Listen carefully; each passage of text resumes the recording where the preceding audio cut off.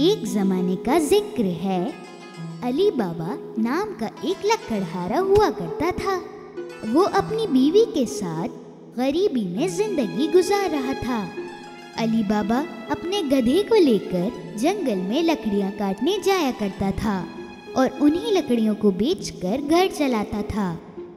एक दिन वो लकड़ियां काटने जंगल गया। तभी उसे एक आवाज सुनाई दी, बहुत सारे घोड़ों की, और उसे घबराहट होने लगी। शायद ये चोर हैं, मैं छुप जाता हूँ। गधे को झाड़ियों में छुपा के अली बाबा पेड़ पर चढ़ गया। वो सारे लोग उस पेड़ के नीचे ही आकर रुके। अली बाबा उन लोगों को गिनने लगे। वो 40 लोग थे। उन लोगों ने कुछ भारी सामान अपने घोड़ों से उतारा। अली बाबा को समझ में आ गया कि वो चोर हैं।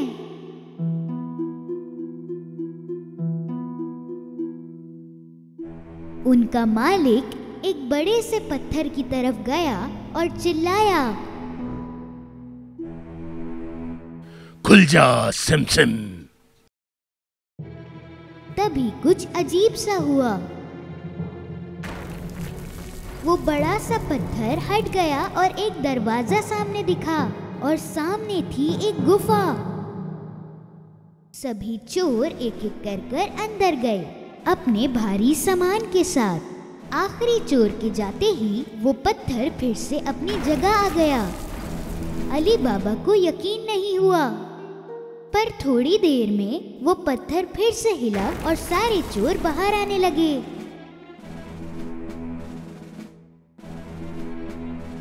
मालिक बाहर आया और फिर से चिल्लाया, बंद हो जा सिमसिम। उस पत्थर ने फिर से रास्ता बंद कर दिया और वो सारे चोर अपने घोड़ों पर सवार होकर वहां से चले गए। अली बाबा पेड़ से नीचे उतरा और सीधा उस पत्थर की तरफ गया। उसने भी वही अल्फाज बोले, खुल जा सिमसिम। वो पत्थर गड़गड़ाहट की आवाज के साथ फिर से हटा। अली बाबा अंदर गया। अंदर जो था वो देखकर वो बहुत हैरान हो गया। सोने के सिक्के, हीरे और खजाने यूं ही बिखरे हुए थे।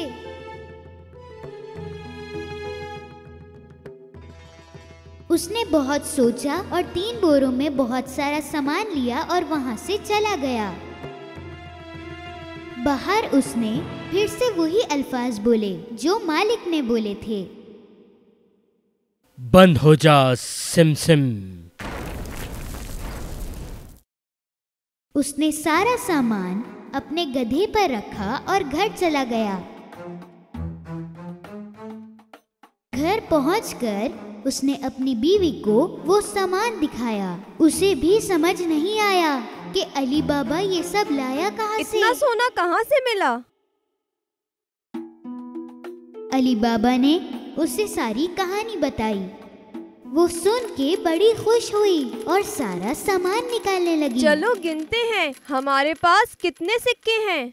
नहीं, एक गड्ढा खोदकर इसे छुपा देते हैं। तुम गड्ढा खोदो, मैं तुम्हारे भाई कासिम से नापने के लिए बर्तन लेके आती हूँ। अली बाबा का भाई कासिम बहुत अमीर था पर लालची भी था। वो कभी अली बाबा की मदद नहीं करता। इसलिए अली बाबा ने बोला, सिक्कों के बारे में किसी से कुछ मत कहना, किसी से भी नहीं। उसकी बीवी कासिम से नापने का बर्तन लेने वहां गई। कासिम को दाल में कुछ काला लगा तो उसने पूछा, तुम्हें क्यों चाहिए? क्या नापोगी उसमें? अली बाबा की बीवी ने कासिम से झूठ बोला। कासिम को उसकी बातों पर यकीन नहीं हुआ। उसने चुपके से बर्तन के नीचे शहद लगाकर दे दिया। उसी बर्तन में सोने के सिक्के नापने लगे दोनों, और फिर सारे सिक्के दफना दिए।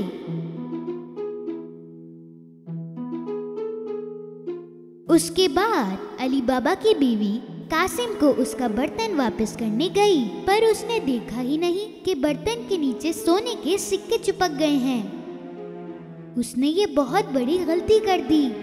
कासिम को बर्तन मिलते ही उसने नीचे की तरफ देखा। सोने का सिक्का देख के वो हैरान रह गया। कहाँ से मिला होगा अली बाबा को वो सोना?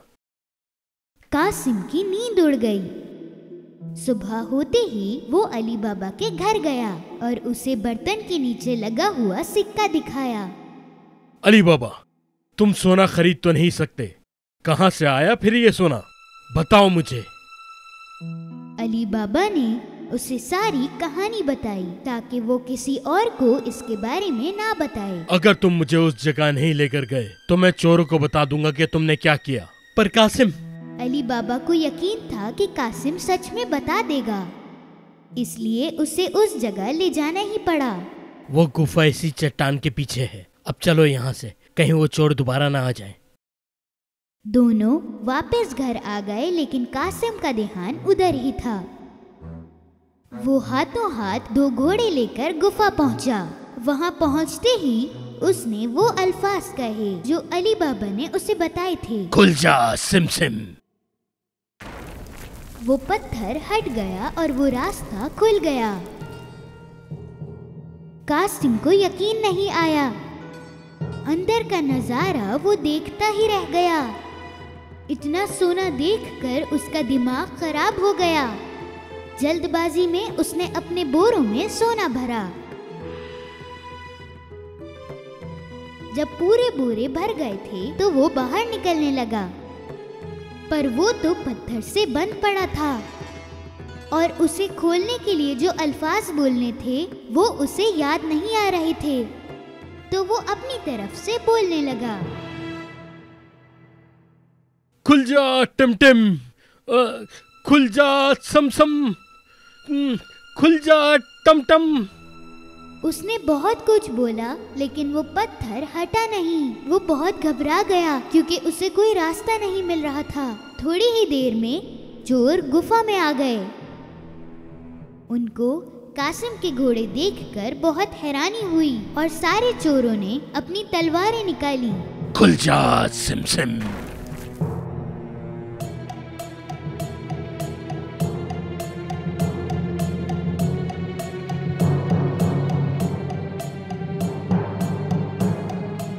रास्ता खुलते ही चोरों ने कासिम को पकड़ लिया और उसे सजा दी। तो ये चोर हमसे चोरी कर रहा था। बहुत रात होने पर कासिम की बीवी अली बाबा के घर जा पहुंची। उसने अली बाबा से मदद मांगी। अली बाबा भी काफी परेशान थे। वो गुफा पहुंचा तो उसे कासिम के घोड़े दिखे। तब उसे समझ आया कि कासिम को चोरों ने मार डाला है। उसने अपनी बीवी को सब कुछ बताया। उन्होंने फैसला किया कि ये बात वो किसी को नहीं बताएंगे। कुछ दिनों बाद अली बाबा और उसकी बीवी कासिम के घर रहने लगे। उन्होंने उसका कामकाज संभाला और तरक्की की। वो दिन ब दिन अमीर होते गए। उसी वक्त चोरों के मालिक को समझ आया कि दिन ब दिन सोना खत्म होता जा रहा है। तो उसने एक चोर को नजर रखने के लिए कहा, शहर में जाओ और देखो कि क्या कोई नया नया अमीर हुआ है और बहुत खर्चा करने लगा है। उस चोर की नजर पड़ी अली बाबा पर, जो सोने के सिक्के लेकर बाजार में घूम रहा था।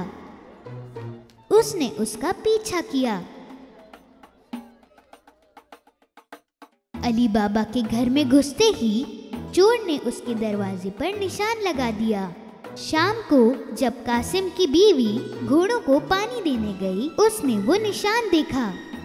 उसे समझ में आ गया कि कोई मुसीबत आने वाली है, तो उसने रंग लेकर सारे दरवाजों पर ऐसा निशान बना दिया। सुबह होते ही 40 चोर अली बाबा का घर ढूंढने के लिए आए। तब उन्हें सारे दरवाजों पर एक ही निशान दिखा। हार के वो वापस चले गए। पर उनका मालिक जिद्दी था। उसने हुलिया बदल के उसे ढूंढना शुरू किया और चुपचाप वो पहुंचा अली बाबा के घर। दरवाजा खटखटाया तो अली बाबा बाहर आए। मैं बहुत दूर से आया हूँ। मैं तेल बेचने निकला था। सुना है कि आप यहाँ के बहुत अमीर इंसान हैं। तेल बहुत अच्छा है, क्या आप खरीदेंगे? अली बाबा ने चोरों के मालिक को तेल वाला समझकर रात के खाने पर बुलाया। तेल की 40 बरनियां लेकर वो अली बाबा के घर पहुंचा। अली बाबा ने उसकी बहुत खातिरदारी करी। अली बाबा ने चोरों के मालिक को रात को रुकने का कहा और उसने खुशी खुशी हाँ कर दी। जब वो दोनों खाना खा रहे थे, कासिम की बीवी तेल की बरनियां देखने गईं। उन्हें कुछ आवाज सुनाई दी।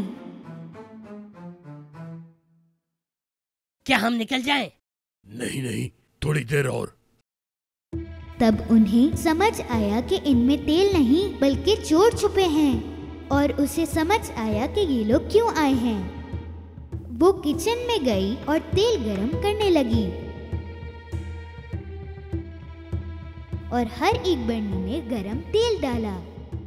अंदर बैठे चोरों की हालत खराब हो गई और वो कुछ कर भी नहीं सके।